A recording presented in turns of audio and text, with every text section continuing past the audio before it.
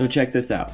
Carol Dweck and her colleagues wanted to look into the impacts that praise had on children's development. So what they did is they took over 400 fifth grade students from all across the nation, and they did a really simple yet interesting study. Here's how it went down. They gave all the kids a really easy non-verbal IQ test. There were 10 questions, and at the end of the test, they praised all the children in one of two ways. The first group was praised for their intelligence. So they said, "Wow, great job, you must be really smart at this."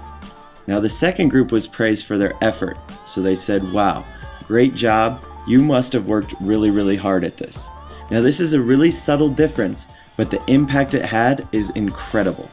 So after praising the kids and getting them divided up into the two groups, they gave them all an option for their next test. The first option was, hey, this next test is going to be a little bit harder, but it's going to be a great opportunity to learn and grow. Now the second option was, this next test will be similar to the first and you will surely do well on it. Now the interesting thing is, out of the group that was praised for their intelligence, 67% of them chose the easier option, while 92% of the kids who were praised for their effort chose the harder test. This is unbelievable to think about, how just the subtle difference in the way that they were praised had such an impact. Carol Dweck explains why this happens. The child or adult hears, "Oh, you think I'm brilliant and talented. That's why you admire me. That's why you value me.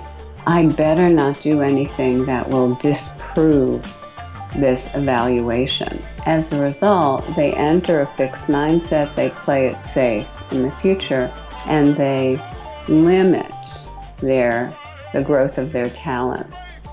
Whereas focusing on the strategies they use, the way they're stretching themselves and taking on hard tasks, the intense practice they're doing, those are the kinds of things that say to a child or an older athlete, it's about the process of growth. As a result, they don't feel, oh, if I make a mistake, you won't think I'm talented. They think, oh, if I don't take on hard things and stick to them, I'm not going to grow. Next, Dweck and her colleagues gave all the kids a really difficult test. It was one that they would surely fail, but they wanted to look at how the different kids attacked this challenge. Dweck noticed that the group that was praised for effort worked harder, longer, and actually enjoyed this test more than the group that was praised for their intelligence. This group got really frustrated with this test and had the tendency to give up early. After this artificially induced failure round, all of the kids were given a third and final test. Now this test was the same level of difficulty as the first one, but check out the results.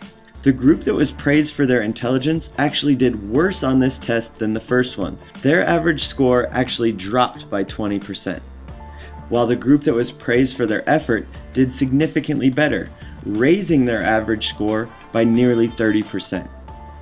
This is a 50% difference in performance that was caused by a few subtle differences in the way that they were praised.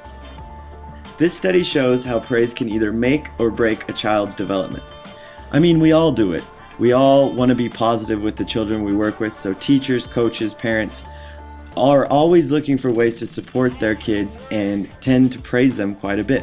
So we need to look at research like this and realize, okay, praise is a good thing and there's nothing wrong with being positive, but we need to be very careful about praising someone's intelligence or abilities and focus more on the process and the effort that they put forth. I think this is a pretty easy fix that will help us develop growth mindsets within the kids that we work with. And as all the research shows, having a growth mindset has a big time impact on the development of a child, whether it's on the court, in the classroom, or just in life. Thanks so much for following along and watching this video. For more like this, visit championshipbasketballschool.com and click on the championship newsletter. We'll see you next week. Thanks, guys.